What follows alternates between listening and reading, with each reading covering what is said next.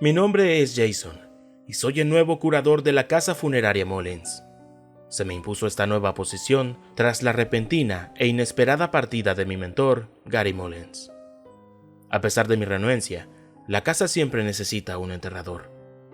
Encuentro que este registro me ayuda a descomprimirme y reflexionar sobre los días siempre llenos de acontecimientos en estas salas. Es terapéutico hasta cierto punto. ¿A quién estoy engañando? Es una estrategia de afrontamiento para lidiar con los horrores con los que uno debe lidiar aquí. Aquí, en la casa funeraria Mullins, buscamos brindar una experiencia funeraria única para una clientela muy peculiar. Los servicios que ofrecemos son diferentes a cualquier otro al que asistirás. Siempre, y quiero decir siempre, seguimos los deseos del difunto y sus familiares, no importa lo sombrío que sea. La historia de la vida y la muerte de hoy gira en torno a atar algunos cabos sueltos per se. 13 de julio de 2019. Después de la partida de Gary, tuve que asumir toda la responsabilidad de tratar con los clientes. Eso significaba que tenía que localizar el registro de citas. Seguramente estaba en la oficina. Recuerdo que me asombré cuando entré por primera vez en la oficina de Gary la mañana después de que se fuera. Nunca antes había estado dentro.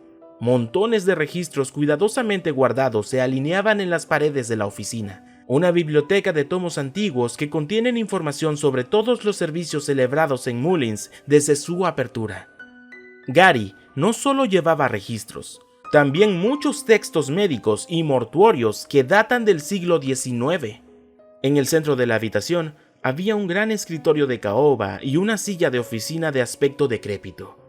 En mi entrada inicial a la oficina, miré que había pilas de cartas que Gary había recibido de las familias de los fallecidos. Lo que sucedió después me asustó muchísimo. Sonó un teléfono. Tuve que mover algunas docenas de cartas para llegar siquiera a la maldita cosa. Cuando finalmente lo encontré, lo recogí y respondí. Nadie dijo nada durante un momento hasta que una débil voz preguntó: ¿Me comunico a la funeraria Mullins? Sí, lo es, respondí. El hombre del otro lado dijo débilmente: Me gustaría tener un funeral. Mi más sentido pésame. ¿Cuándo le gustaría programar? Dije, tratando de sonar lo más comprensivo posible. No había tenido que hacer esto antes. Gary siempre manejaba las llamadas. Está bien. La muerte aún no ha ocurrido, dijo el hombre débilmente. ¿Qué quiere decir? ¿Un familiar tiene una enfermedad terminal? Pregunté completamente desconcertado. Planear la muerte y el funeral de alguien mientras aún está vivo es un poco sombrío. Algo como eso. Agéndeme para hoy, dijo el extraño. Le expliqué que no podía hacerlo hoy y que tenía un tiempo de espera de 6 días hábiles. Los muertos se habían amontonado y todavía tenía que lidiar con las secuelas de los eventos de ayer. La línea de repente se quedó en silencio. Pensé que había perdido la conexión, pero de repente un fuerte sonido asaltó mis oídos. Un disparo. Mi corazón se hundió cuando escuché un ruido sordo desde el otro lado del teléfono. «¿Hola, señor? ¿Está bien?», pregunté, horrorizado ante la perspectiva de lo que pudo haber sucedido. Nada, solo un silencio ensordecedor. ¿Este tipo se había pegado un tiro mientras hablaba por teléfono conmigo?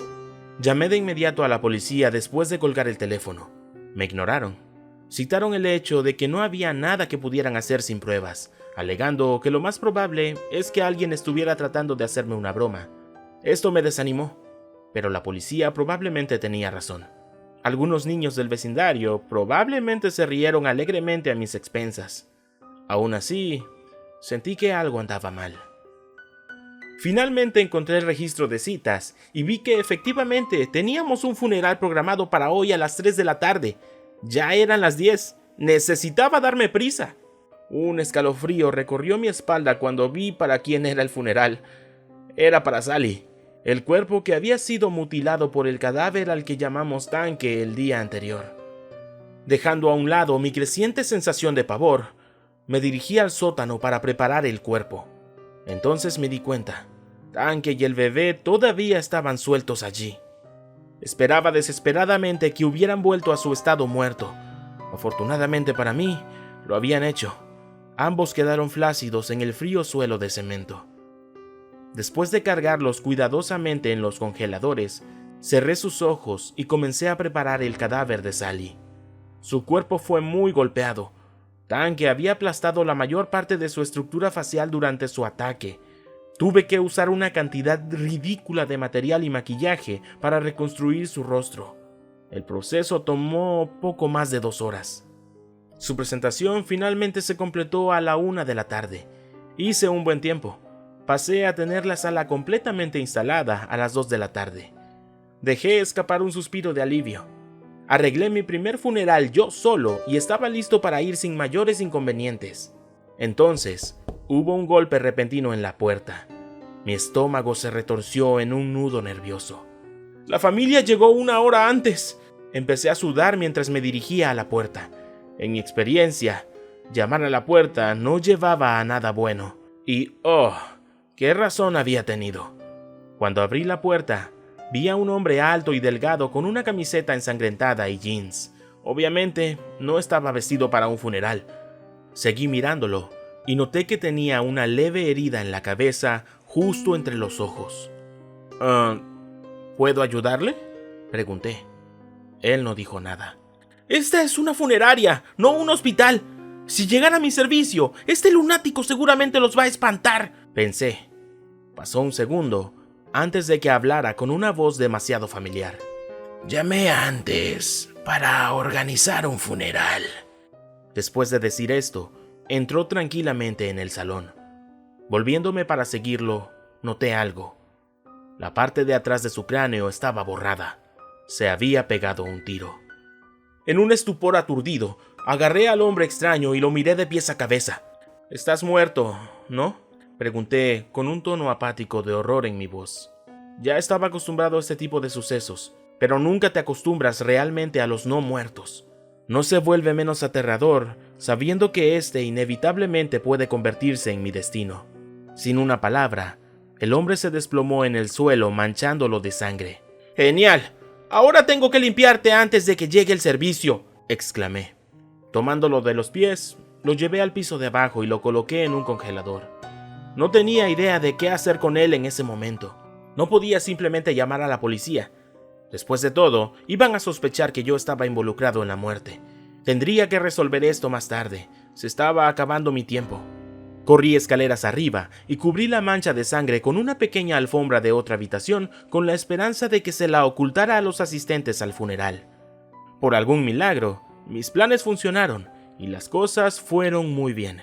Los invitados nunca hubieran sospechado nada.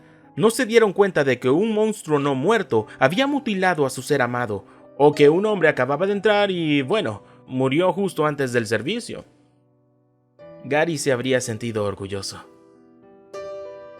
Regresé a la oficina después del servicio y comencé a revisar el papeleo viejo y hacerlo más habitable para mí.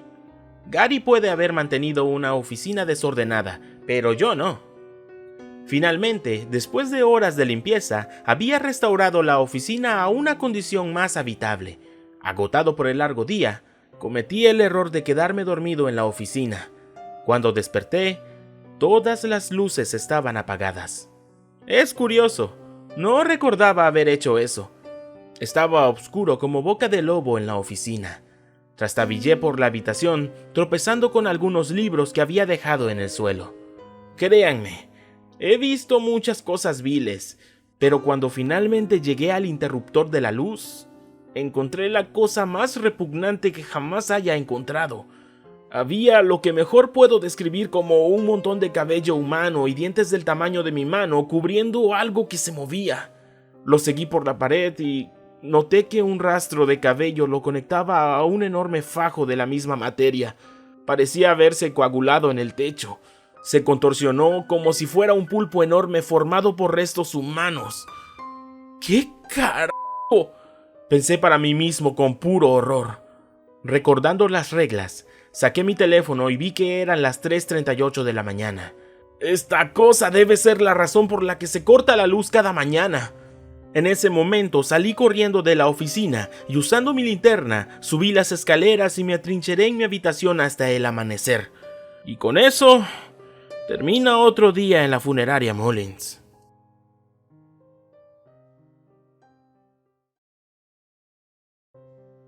Gracias por escuchar estas historias. Si tienes alguna en particular que quieras que narre, no dudes en dejarla en los comentarios. Por favor, suscríbete a este canal si quieres oír más, y activa la campana para que no te pierdas las actualizaciones. Y si te interesa seguirme en redes sociales, en pantalla puedes ver mi Twitter y mi Facebook. Además, en la descripción del video encontrarás los enlaces.